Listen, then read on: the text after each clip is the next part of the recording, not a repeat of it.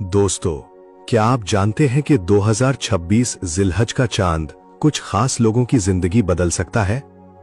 इस चांद की रोशनी 4 लकी ज़ोडिएक साइंस के लिए ऐसी खुशखबरी ला रही है जो उनकी किस्मत को नया टर्न दे सकती है। लेकिन बाकी लोग भी इस एनर्जी को इग्नोर ना करें। जिलहज का चांद सिर्फ एक इस्लामिक महीना स्टार्ट नहीं करता, बल्कि ये एक स्पिरिचुअल एनर्जी का गेटवे होता है। इस वक्त यूनिवर्स की वाइब्रेशंस चेंज होती है और कुछ ज़ोडिएक साइंस पर स्पेशल लक का असर होता है।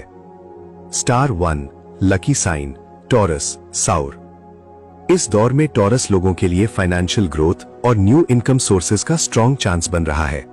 पुरानी रुकावटें खत्म हो सकती हैं। स्टार 2 लकी साइन कैंसर सरतान। इमोशनल हीलिंग और फैमिली इश्यूज सॉल्व होने का टाइम है। कोई पुरानी टेंशन खत्म हो सकती है।